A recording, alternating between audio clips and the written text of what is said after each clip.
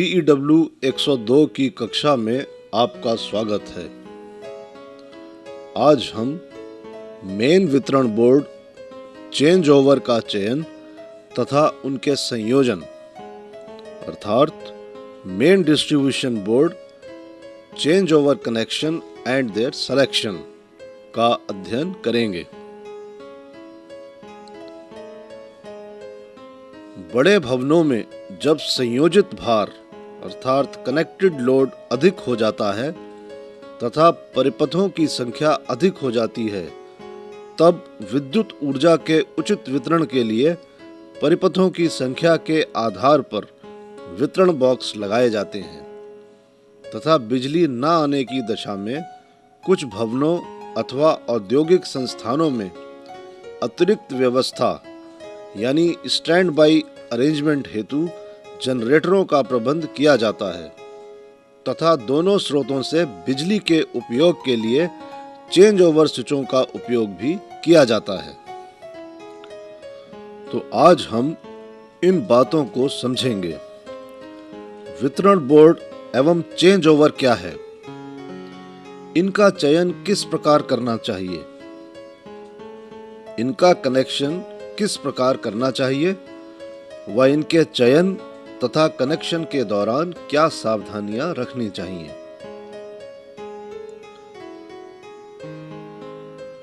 जैसा कि आप जानते ही हैं कि अधिक लोड वाले भवनों में अनेक समानांतर परिपथ बनाए जाते हैं तथा प्रत्येक परिपथ में पृथक फ्यूज प्रयोग किया जाता है व इसमें सभी फ्यूजों को एक ही वितरण बोर्ड पर स्थापित करते हैं।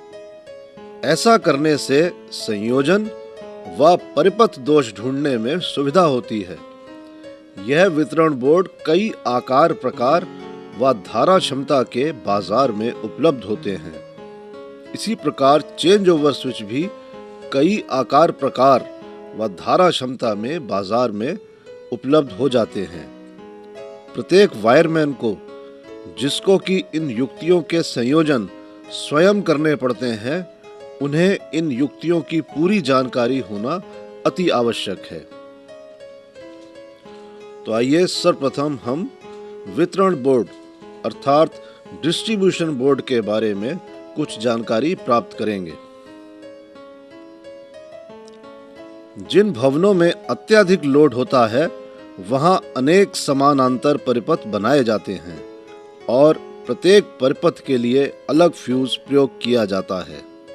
सभी फ्यूजों को एक खोल में स्थापित कर दिया जाता है जिसे वितरण बोर्ड कहते हैं।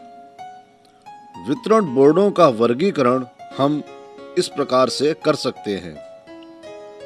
पहला, फ्यूज के आधार पर।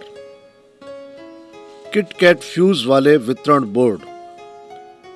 इस प्रकार के वितरण बोर्डों में पोर्सलीन से बने किट-कैट फ्यूज यूनिट का प्रयोग होता है। दूसरा, HRC फ्यूज वाले वितरण बोर्ड।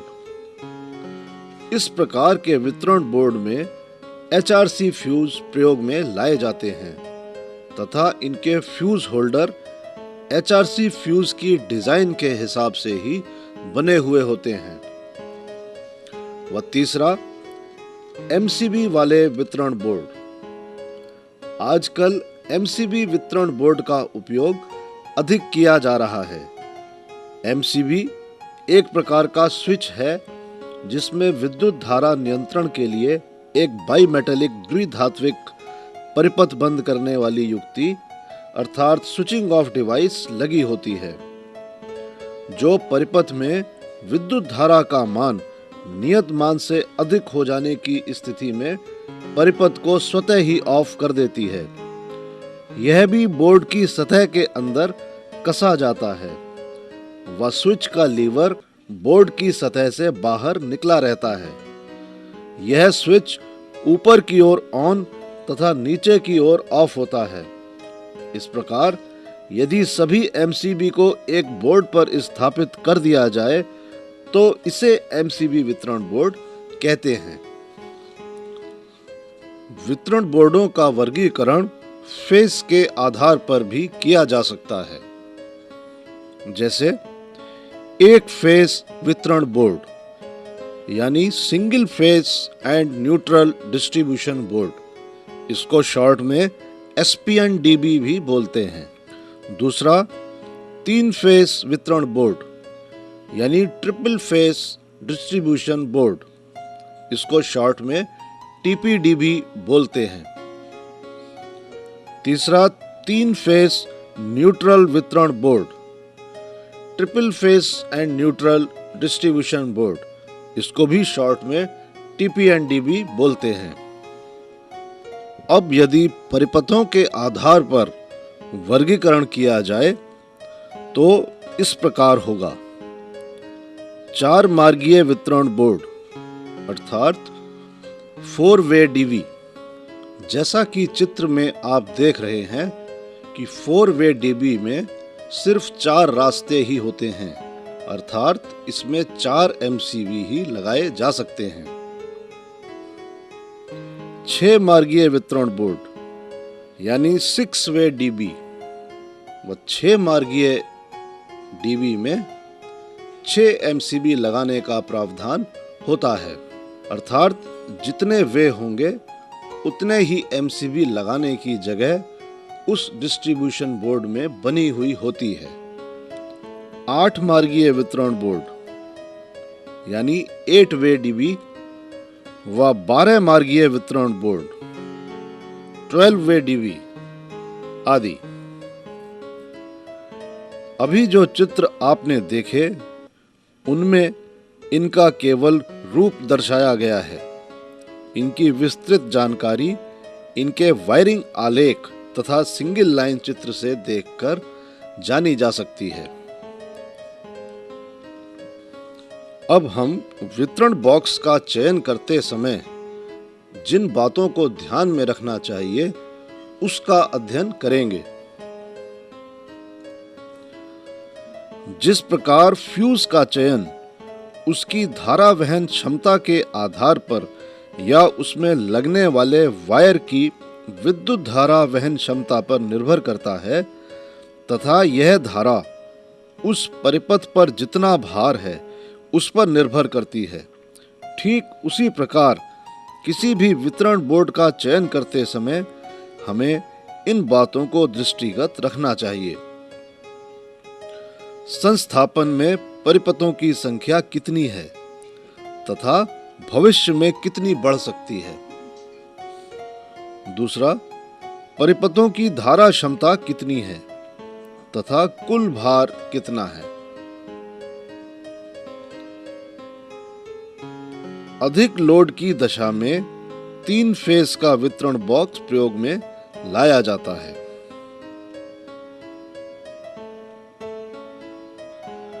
अब आपको घरेलू संस्थापन कार्यों में वितरण बॉक्स चयन हेतु कुछ सुझाव दिए जा रहे हैं।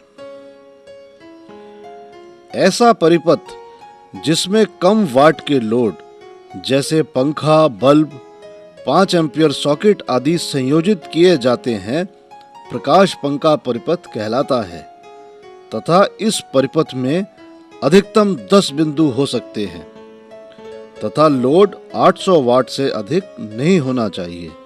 अतः इस परिपथ में 6 एम्पीयर का MCB लगाना चाहिए। ठीक इसी प्रकार ऐसा परिपथ जिसमें अधिक वाट के उपकरणों को संयोजित किया जाए शक्ति परिपथ कहलाता है, जैसे हीटर, गीजर, 15 एम्पीयर सॉकेट आदि। ऐसे एक परिपथ में 3000 वाट से अधिक लोड नहीं होना चाहिए व 2 15 एम्पीयर सॉकेट आउटलेट से अधिक नहीं होने चाहिए। इस प्रकार के परिपथ में 16 एम्पीयर के MCB प्रयोग में लाए जाने चाहिए। उदाहरण के लिए, यदि किसी घर में प्रकाश पंखा परिपथ की संख्या 4 है व उसी घर में शक्ति परिपथों की संख्या 3 है, तो इस प्रकार से कुल परिपथ 7 हुए। तो इस दशा में यदि MCB DB का चयन किया जाए तो हम 12 वे की MCB-DB का चुनाव कर सकते हैं, जिसमें प्रकाश पंखा परिपथ की 4 MCB 6 एम्पियर की होंगी तथा शक्ति परिपथ की 16 एम्पियर की 3 MCB होंगी तथा शेष मार्ग भविष्य के लिए रखे जा सकते हैं तथा MCB-DB में यदि आइसोलेटर लगाया जाए तो आइसोलेटर का चुनाव कुल धारा क्षमता के हिसाब से करना चाहिए।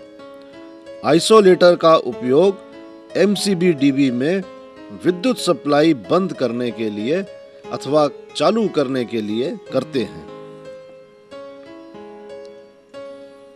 तो आइए अब हम वितरण बोर्ड का संयोजन अर्थात डिस्ट्रीब्यूशन बोर्ड कनेक्शन किस प्रकार किया जाता है उसकी चर्चा करेंगे। डिस्ट्रीब्यूशन बोर्ड का मुख्य कार्य विभिन्न परिपथों को व्यवस्थित रूप से ऊर्जित करना है। डिस्ट्रीब्यूशन बोर्ड में फेस तार डिस्ट्रीब्यूशन बोर्ड की फेस बस बार से तथा मुख्य सप्लाई के न्यूट्रल को न्यूट्रल रिंग से संयोजित करते हैं, जैसा कि चित्र में आप देख रहे हैं। साथ ही साथ प्रत्येक परिपथ की अर्थ तार को वितरण बोर्ड में लगे अर्थ कनेक्टर के साथ जोड़ देते हैं। इसको भी चित्र में दर्शाया गया है।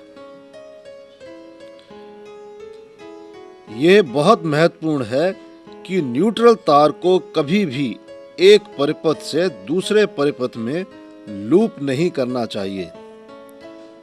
अतः प्रत्येक परिपथ का न्यूट्रल वितरण बोर्ड से अलग से लेकर जाना चाहिए, जैसा कि चित्र में दर्शाया गया है। वितरण बोर्ड हमेशा सेंटर ऑफ लोड पर स्थापित किए जाने चाहिए। जहां तक हो सके कुल संयोजित भार को बराबर परिपथों में बांटना चाहिए, ताकि किसी एक परिपथ पर अधिक लोड न आ जाए। 3 फेज वितरण बोर्ड में यह ध्यान रखा जाना चाहिए कि प्रत्येक फेज पर लोड लगभग बराबर अर्थात संतुलित लोड हो, यानी बैलेंस्ड लोड हो। अच्छे संयोजन के लिए सदैव केबल में लग अथवा थिम्बल आदि का प्रयोग करना चाहिए, जिससे संयोजन अर्थात कनेक्शन अच्छी गुणवत्ता प्राप्त कर लेते हैं। अब हम एक वितरण बॉक्स के मुख्य गुण अर्थात salient features of A distribution board के बारे में जानकारी प्राप्त करेंगे। यह पूर्णतः स्टील शीट से ढका होना चाहिए ताकि धूल, नमी तथा अन्य प्रभावों से सुरक्षित रहे। इसमें सामान्य वायरिंग स्पेस होना चाहिए ताकि तारें इसमें आसानी से आ सकें। इसको पूर्णतः अर्थ कर देना चाहिए। इसका लॉक आसानी से खुलने वाला होना चाहिए। वायर डालने के लिए इसमें छिद्र अर्थात नॉकआउट्स ऊपर व नीचे बने होने चाहिए ताकि संयोजन करने में आसानी हो। इसमें पूर्णतः इंटरलॉकिंग व्यवस्था अर्थात इंटरलॉकिंग मैकेनिज्म होना चाहिए, यानी ऊर्जित अवस्था में इसको खोला ना जा सके। इसके टर्मिनल ऐसे होने चाहिए जो कि खराब हो जाने पर आसानी से बदले जा सके, यानी स्पेयर्स आसानी के साथ उपलब्ध होने चाहिए। इसमें ऑन ऑफ सूचक अर्थात इंडिकेटर लगे होने चाहिए।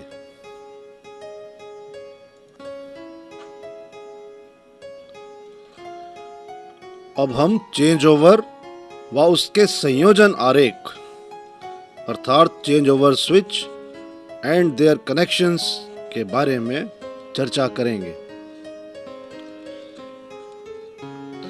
जैसा कि नाम से ही विदित है कि ऐसे स्विच विद्युत वितरण की एक व्यवस्था को वितरण की दूसरी व्यवस्था में बदलते हैं। सामान्यतः चेंज ओवर स्विच एक 3 मार्गीय स्विच होते हैं। चित्रानुसार एक 2 ध्रुवीय चेंज ओवर स्विच में 6 टर्मिनल होते हैं। ऊपर के टर्मिनल में सामान्यतः विद्युत विभाग द्वारा प्रदत्त सप्लाई संयोजित की गई है तथा नीचे वाले टर्मिनल में किसी जनरेटर की सप्लाई दर्शाई गई है तथा मध्य के टर्मिनलों पर लोड संयोजित किया जाता है तथा स्विच में एक हैंडल लगा होता है। इस स्विच की 3 स्थितियां होती हैं। ऊपर तथा नीचे ऑन की स्थिति होती है तथा मध्य में ऑफ की स्थिति होती है। सामान्यतः चेंज ओवर स्विच निम्न प्रकार के मिलते हैं। Double pole change over switch, जैसा कि चित्र में दर्शाया गया है। इसमें कुल मिलाकर 6 पोल होते हैं। Double pole change over switches छोटे संस्थानों में अर्थात जहां पर सिंगल फेज सप्लाई व्यवस्था होती है वहां पर उपयोग में लाए जाते हैं।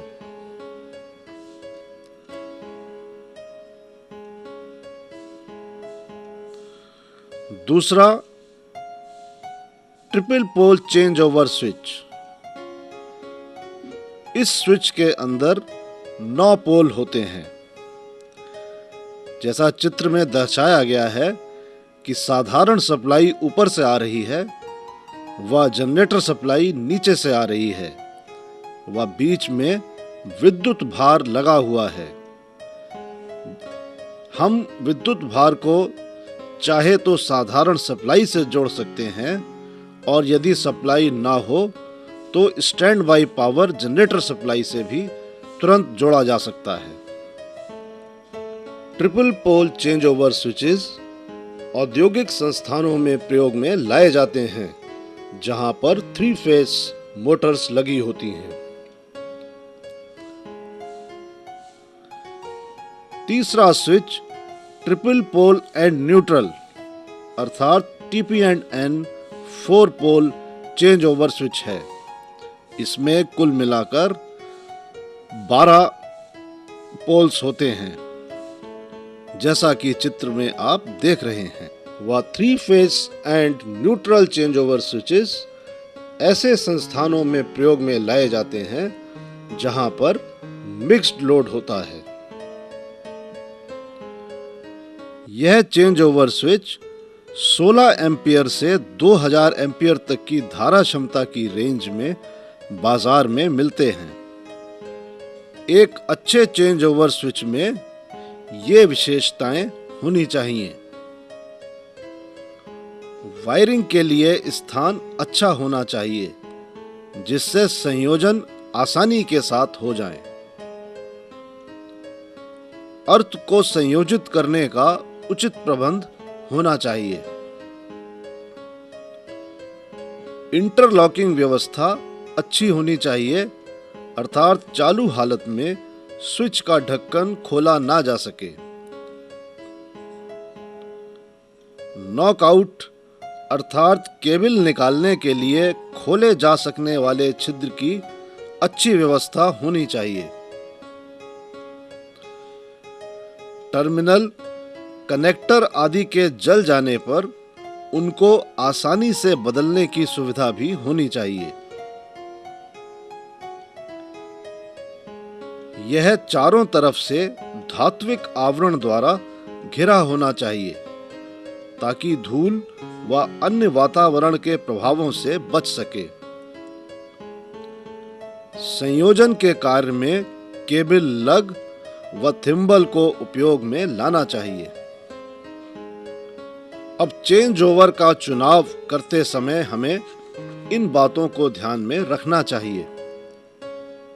मुख्यतः चेंज ओवर स्विच का चयन धारा के मान पर आधारित होता है, लेकिन चेंज ओवर स्विच का चयन करते समय हमेशा निम्न बातों को ध्यान में रखना चाहिए। चेंज ओवर स्विच की धारा क्षमता लोड से 30% से 40% अधिक रखनी चाहिए, क्योंकि कभी-कभी अधिक लोड पर स्पार्किंग होती है, जिससे बड़ा साइज होने पर यह जल्दी खराब नहीं होता है। पैनल बोर्ड के साइज के मुताबिक चेंज ओवर स्विच के आकार का चयन करना चाहिए, क्योंकि समान क्षमता के चेंज ओवर स्विच छोटे आकारों में भी आजकल उपलब्ध होते हैं। सारांश। आज हमने विभिन्न प्रकार के वितरण बॉक्स व उनके संयोजन तथा उनका चुनाव व साथ में चेंज ओवर स्विच की विशेषताओं का भी अध्ययन किया, उनका वर्गीकरण तथा संयोजन आरेख की भी जानकारी प्राप्त की।